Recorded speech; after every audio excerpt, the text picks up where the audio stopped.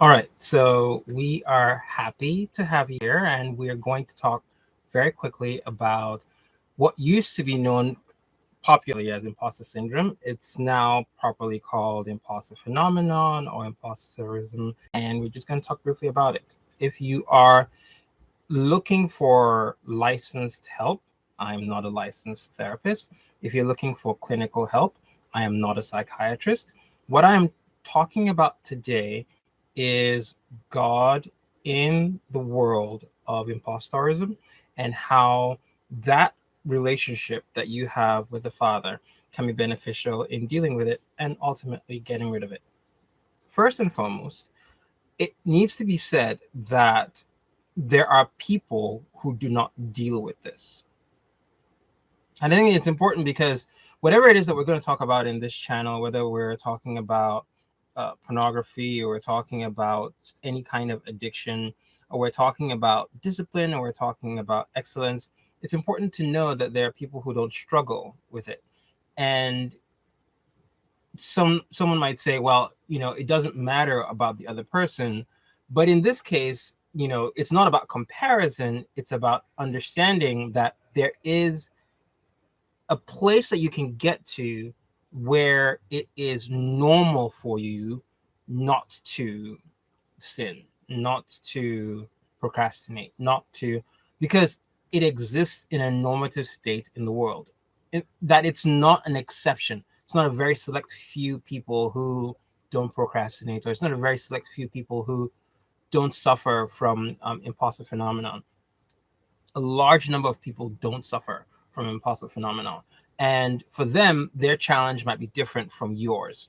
But we all have challenges, and so having a challenge imposter phenomenon doesn't mean this is your life from here on in, right? This is just how you're going to live and how you're going to feel and how you're going to, sort of inhabit your own body and your own personal being.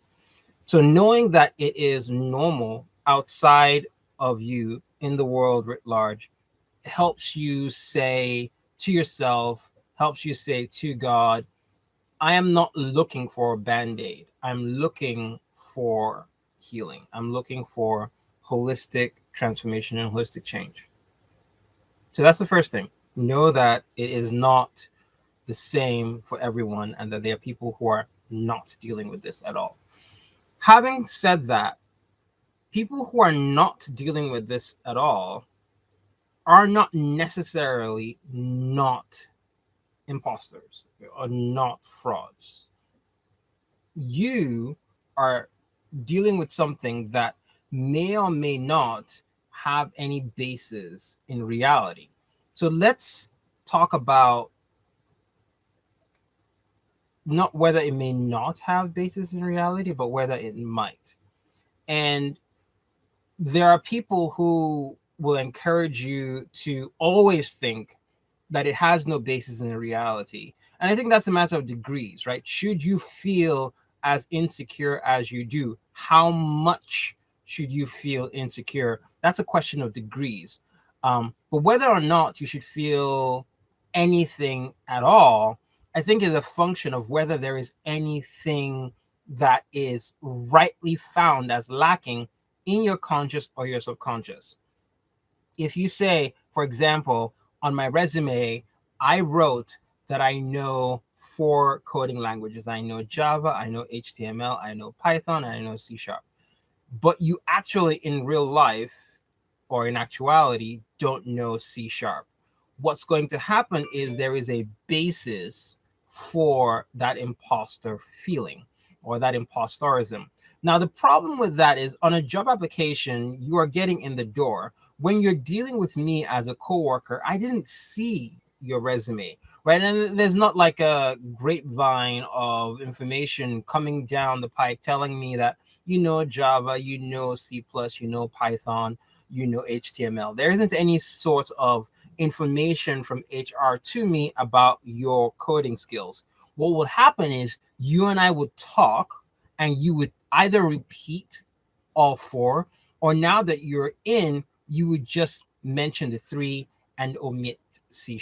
That would be the smart thing to do. Most people don't do that, right? They keep up the lie And in so doing, they are constantly looking over their shoulder, hoping that no one day asks them to look at a body of code that's written in C sharp, or worse still, ask them to write in C sharp.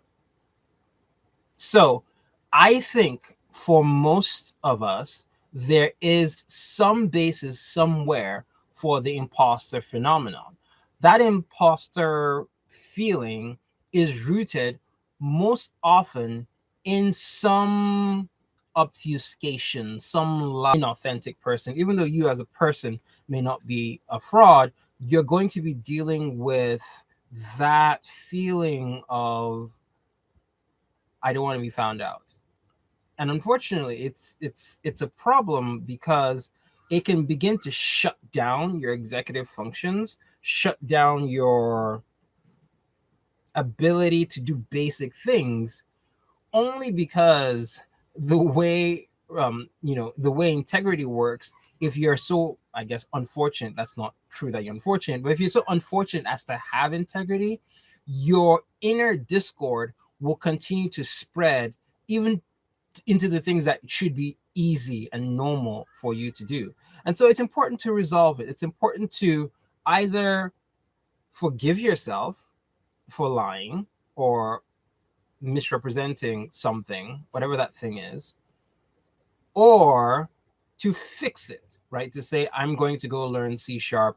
I'm giving myself between now and the end of the year, and I'm going to go make this lie true. The problem with that, obviously, is it doesn't train you for the future when you need to be truthful. Hey, hi. And that will be the end of our stream for today. He has found me. All right, guys. See you at the next one.